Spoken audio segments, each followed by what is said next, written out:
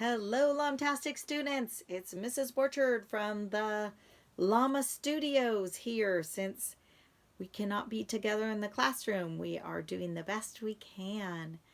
A reminder, make sure you are doing your 2 hours a day of work, Google assignments, Core 5 Lexia, or Freckle.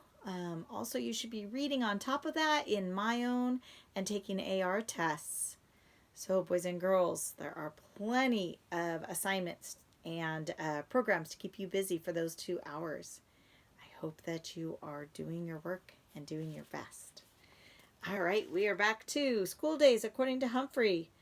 Betty G. Burney and Humphrey decided to show up. I think he went on an adventure in my house. Remember how he goes on adventures to find different classrooms? I think he was looking in all the different rooms, maybe searching for Og. We'll never know, but he did show back up.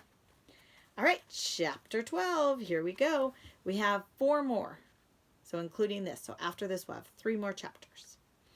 Hickory Dickory Dock. Friday morning, I was tired and a little jumpy because I thought Mrs. Brisbane might be upset that I mixed up her cards. I was also worried about Harry. All week long, I'd held my breath after every bell, wondering if Hurry Up Harry would be tardy or not. After all, he'd made a deal with Mrs. Brisbane. He did unsqueakably well at keeping his end of the bargain. But on Thursday, he had been late to school because his mom couldn't find her car keys. They were under the kitchen table. I wasn't sure whether he'd broken his end of the deal or not, so I still didn't know where I'd be spending the weekend. But I forgot about everything else when Mrs. Brisbane said, "Boys and girls, I am now going to announce your new classroom jobs." She explained Brisbane's buddies and how the students would work in pairs. Then she described each job. Finally, she began to read off the names of the students who would share each job. Boys and girls, I can make a text-to-classroom connection. We have pairs on our classroom jobs too. Maybe I should call it Borchard's Buddies next time. For homework collectors, Rosie and Phoebe. Mrs. Brisbane looked surprised, and I knew why. The night before, I'd moved Phoebe's to the homework job. Helpful Holly raised her hand. "Don't you think I should do the job with Rosie?" "No," Mrs. Brisbane said. "I have another job for you, Holly. Just keep listening." Holly looked disappointed, but Mrs. Brisbane continued. "Animal handlers will be Joey and Kelsey." Again, Mrs. Brisbane looked surprised. I was just hoping that Be Careful Kelsey would be better at taking care of animals than she was at taking care of herself. Joey and Kelsey both looked thrilled. "It really is the best job," I squeaked to Og. "Boing, boing," Og agreed. "Door and line monitors will be..." Mrs. Brisbane paused. She obviously knew these weren't the names she'd chosen, but she read them anyway. "Harry and Simon." I thought that pairing Hurry Up Harry with Slow Down Simon was a brilliant idea. At least I hope so. Mrs. Brisbane kept going. I thought maybe she would ignore my next idea. But when she read the names, she actually looked pleased. Bulletin board designers, Paul G. and Paul F. The 2 Pauls did not look thrilled, but I crossed my toes and hoped my idea would work. When she got to the very end of the list, there were just 2 people left. "These jobs just have one person," she said. "Thomas, you will be class reporter. That means you have to record what we do every day in a class log," she explained. "What we study, who participates, even what the temperature is. No exaggeration, okay?" "Okay," Thomas said as he gave her a thumbs up. "Holly, you will be teacher's assistant. That means when I need anything done, from taking a note to the office to answering the phone or cleaning the board, I will ask you. Do you think you can handle that?" helpful Holly did. Near the end of the day, Mrs. Brisbane made another announcement. Hurry Up Harry would be taking me home for the weekend. Yes! Harry shouted. This is my lucky day! I hoped it would be my lucky day, too. I was tired from all that late night work rearranging the cards, but a classroom hamster sometimes has to work around the clock. And I was anxious to get to Hurry Up Harry's house and meet his family. I had to wait a while, though, because Harry's mom was unsqueakably late in picking us up from school. Yep, I had my work cut out for me again. Harry's mom was nice. So was his little sister Susie.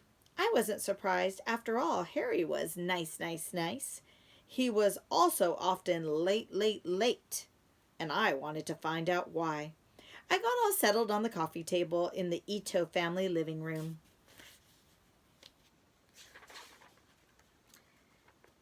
Nice mouthy, Susie said as she leaned in close to my cage. Nice hamster, I politely corrected her. Mount, she said, twirling in circles around my cage until I felt slightly dizzy. He's a hamster, Harry corrected her. Thank goodness. Susie twirled around again, but this time she said, hamster. At least that was a little closer than mouth. Boys and girls, what was she trying to say? Mouth. What did she think he was? Think about that. Usually when I go home with a student, I am placed on a desk or a table, admired and played with, and then the family has dinner. At Harry's house, I was placed on the table, admired and played with, but dinner was a long way off. I can't say the Ito family didn't have a clock. They had a large gold one in the living room, on the mantel above the fireplace, directly opposite from my spot on the table. I saw the time change from 6 to 6:30, from 6:30 to 7. Each time the clock reached the half-hour point, it chimed a lovely sound. Ding, ding, ding, ding. Mommy, I'm hungry, Susie said. She stopped twirling and plopped down on the sofa. Sorry, honey, Harry's mom said. I was hoping we'd all eat together, but I'll go ahead and give you some pasta. Pata, Susie said, jumping up and twirling around around my cage again. Harry decided to wait to eat with his dad, who came home around 8:30. Sorry, Mr. Ito said, giving Harry's mom a kiss, which is unsqueakably nice. I was clearing up some paperwork and I lost track of time, he said. The Itos lost track of time a lot. Harry's mom said it was no problem, and it was 9 when she finally said the food was ready. Susie had fallen asleep on the sofa, but the rest of the family ate together. After dinner, Harry's mom took Susie up to bed, and Harry and his dad came into the living room. Wow, I didn't know it was so late, Mr. Ito said, looking up at the large, shiny gold clock over the fireplace. It's bedtime for you, too, Harry. Oh, Dad, it's Friday night. Can't I stay up a little while longer? Harry asked. Harry's dad said it was okay, especially since he'd gotten home late and hadn't much time with his son. They started playing a game together. I decided to entertain them with some hamster acrobatics. I leaped around on my tree branch, then hopped on my wheel and started spinning faster and faster. Go, Humphrey, go, Harry said, and pretty soon he and his father forgot about their games and watched me. Tomorrow we'll put him in his hamster ball, Harry told his dad. When Harry's mom came back downstairs, I started my act all over again. I was already tired from the night before, but a hamster's job is never done. Mrs. Ito glanced up. Oops, I think I switched. Oh, that's right. Mrs. Ito glanced up at the clock. Harry has a soccer game in the morning, she said with a yawn. We'd better get to bed. Mr. Ito looked up at the clock, too. My watch is a little slow, he said, resetting it. Are you sure that clock is right, fast? Very sure. It may be an antique, but it keeps perfect time, Mr. Ito answered. Mrs. Ito nodded and then just adjusted her watch, too. After Harry and his parents had gone to bed, I was happy to settle down for a nice snooze myself. Like the Itos, I checked the clock. It was 11. 11 o'clock, boys and girls, and they went to bed. The next morning I sat in my cage in the living room and watched the Itos in action. There was the usual morning commotion of people getting up, eating breakfast, listening to the news. Harry came into the living room to see me. "Hi, Humphrey. Did you have a good sleep? Do you like my house?" he asked. I was about to say yes when Mrs. Ito rushed into the living room looking frantic. "Harry, you've got to get dressed. The game is at 9, she said. It was only 15 minutes before 9 and Mrs. Ito was still in her robe. "What time's the game?" Mr. Ito asked, wandering into the living room, still in his robe too. 9, Mrs. Ito told him as she headed for the stairs. Mr. Ito went right behind her. Harry came back down in his soccer uniform at 5 minutes before 9. I crossed my fingers and my toes and hoped that the soccer field was close to the house. Finally, Mr. and Mrs. Ito came back into the living room, both dressed. "Where's Susie?" Mr. Ito asked. Mrs. Ito ran back up to the stairs. "I'll get her dressed. Meet us in the car." Mr. Ito looked at the clock and shook his head. It was 1 minute before 9. "Okay," he said, "but we're going to be late." The last Ito finally left the house at 3 minutes past 9. They were definitely late, as usual. I was exhausted from watching the family run around like that, but I realized that this was probably what went on in the Ito house every day, and Harry was late to school. Why Harry was late to school. Mr. and Mrs. Ito were grown-up human beings and seemed quite smart. How could a small hamster help them change their ways?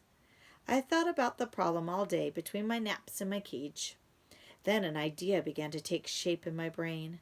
The Itos weren't very good at keeping track of the time, but when they did, they seemed to check that clock on the mantel. I couldn't change the Itos, but maybe I could change the clock they trusted so much. As I stared at the clock a long time, a little rhythm rolled around in my brain. Hickory dickory dock, the mouse ran up the clock. Susie had called me a mouse. At least I think that's what she had meant, mouth. Is that what you guessed, boys and girls? And hamsters are a lot like mice. According to Aldo, we're both rodents. So, if a mouse could go up the clock, I guess a clever hamster like me could too, as long as I had a plan. I rested some more while the Itos were gone, knowing I had a busy night ahead of me. Once the family was back from the game, Harry's team had won. Yay! I learned that the Itos were really fun, as long as they didn't have to worry about time. Harry showed Susie some of her soccer moves in the backyard. Then they all went out for a while and came back with a lot of yummy food. Later, Mr. and Mrs. Ito cooked a big dinner, and Harry and Susie helped, and they gave me carrots. Yum. After dinner, they all went downstairs to the basement, and Harry brought me along. I was glad he did, because I got to sit in my cage and watch the family play table tennis. They didn't play tennis with a table. They played it on a table, using a small bouncy ball and paddles. Boys and girls, we also call that ping pong. Susie was too young to play, but they gave her a paddle and let her try. Harry and his parents were very good at hitting the ball back and forth across the table with a little net going down the center. The game was quite exciting, and my neck got tired from turning my head back and forth, to follow the ball as it travels. "Hey, maybe Humphrey would like to play," Harry said. I shivered and quivered a little bit, worried that the Itos were going to bat me back and forth with the paddles. But Harry had a better idea. First, he put blankets all around the edge of the table so I wouldn't roll off. Then he placed me inside the hamster ball and set it on the table. "Go for it, Humphrey," he said. The Itos all leaned in and watched as I rolled my ball across the table towards the net. I was able to pick up quite a bit of speed. As I hit the net, I bounced off, just like the little white ball. "Score 1 for Humphrey," said Harry. "Let's give him a point every time he bounces off the net." I don't mean to brag, but I scored 10 points before Harry's mom said she was tired and needed to go to bed. She was tired. What about me? But I still had lots of work to do.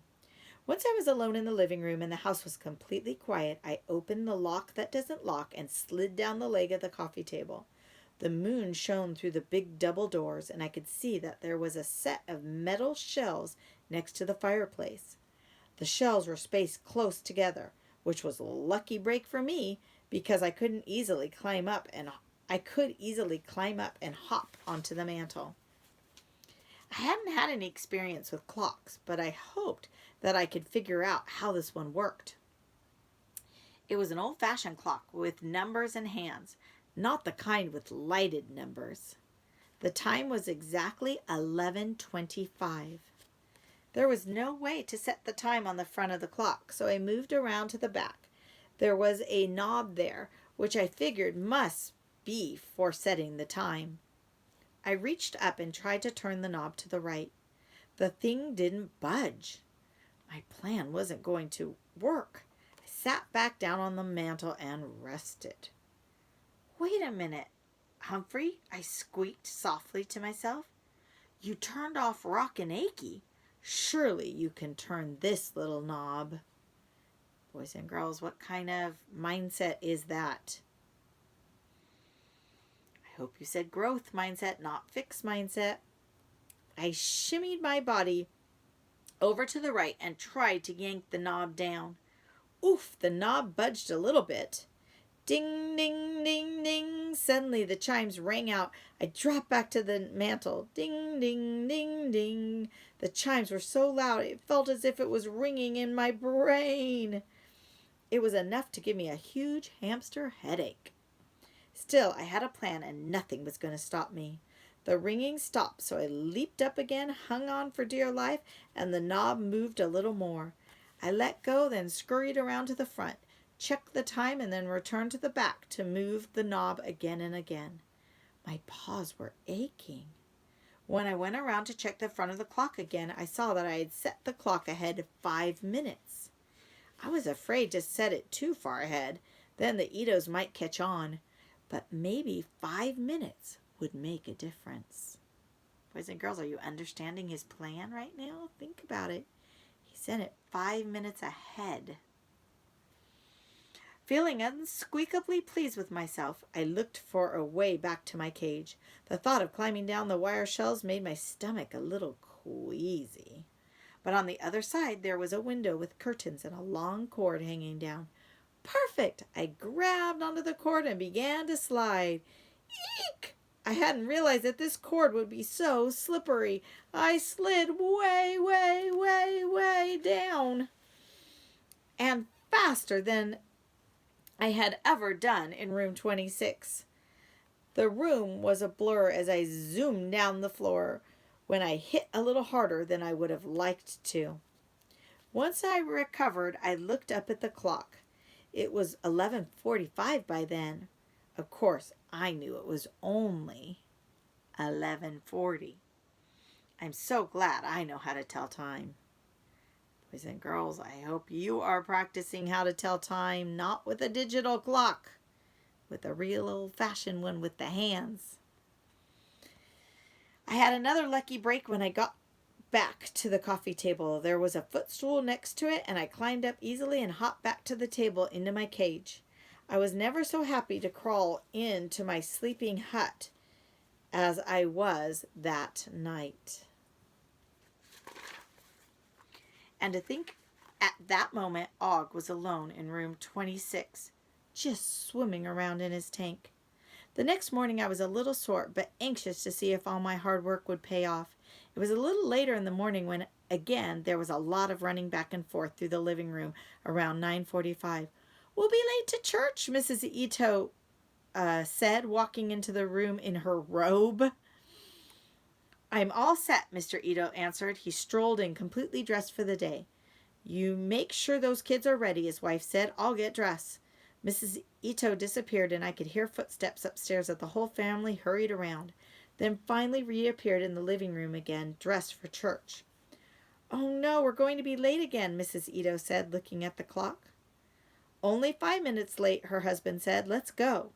When they left, I looked up at the clock. It said it was 5 minutes to 10, but I knew it was really 10 minutes to 10.